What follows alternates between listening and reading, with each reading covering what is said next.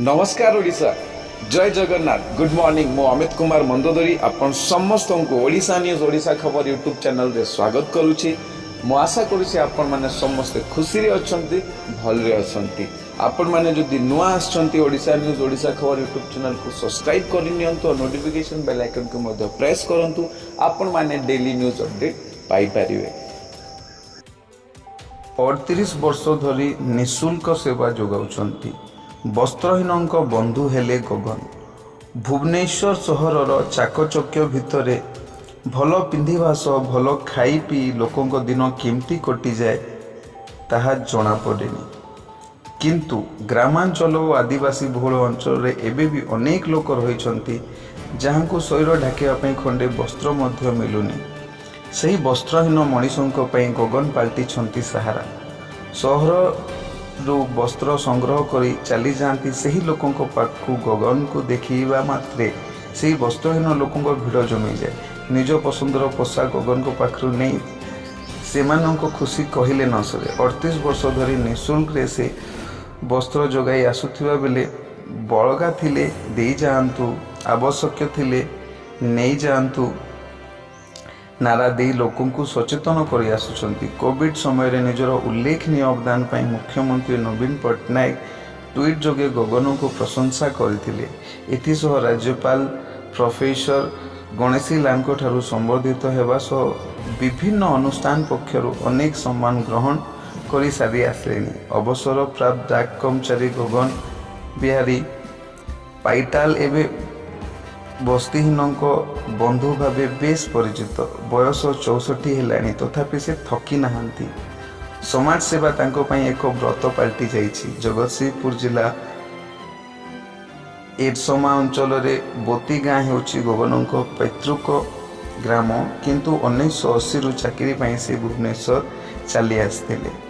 डाक कर्मचारी भावे काम रे जोग देइथिबा बेले दरमा थिला मात्र 18 टंका। सेतिकी दरमारे चढ़ा कष्ट हेबारु बस्ती अंचल रे पिलांकु ट्यूशन करिबा आरंभ कले। गगन को कहिबा अनुसार पिलांकु ट्यूशन करिबा आरंभ कले। गगन को कहिबा प्रकार दिने ट्यूशन रु फेरिला बेले बाणी बिहार दिने ट्यूशन रु फेरिबा बेले बाणी Bihar postal colony level crossing पाखरे बसी थिबा जड़े महिला गगन को अटकाई पिंधिबाकु लुगा मागिथिले। नुआ लुगा किणी देबाकु पाखरे टंका नथिबा जोगु से महिला पाखरु फेरी आसीथिले। घर भड़ा देबा पई मध्य संबल नथिबा जोगु से निज दादांको घरे रहुथिले। लुगा मागिथिबा वृद्धांको विषय खुडींकु कही तांकर अदरकारी होई पड़िथिबा पुराना लुगा मागी सही वृद्धांको देइथिले।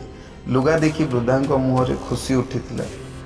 गगन को प्रेरणा जोगाइला। घर को घर बुली चिठी देवा सह उक्त घर मालिक को पुराना वस्त्र मागी एकाठी करवा गगन आरंभ कले। देखु देखु गगन को पाखरे अनेक पुराना वस्त्र भरी होईगला। या परे से बस्तीहीन लोकों को बुली बुली वस्त्र बांटिले। केवल भुवनेश्वर नुहे ओडिशार प्राय 25 जिला को गगन द्वारा संग्रह होइतिबा वस्त्र पहुंची। एथिरे तांको स्त्री अन्नपूर्णा सहयोग करी आसुचंती।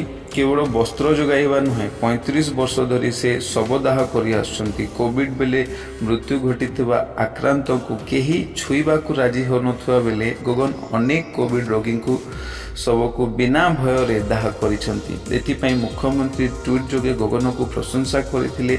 एथिसह राज्यपाल ठारू संबर्धित हेबा सह राज्य स्तरीय हरिश्चंद्र पुरस्कार समेत बहु अनुष्ठान पक्षरु अनेक सम्मान ग्रहण करी आसी सारिलेनी।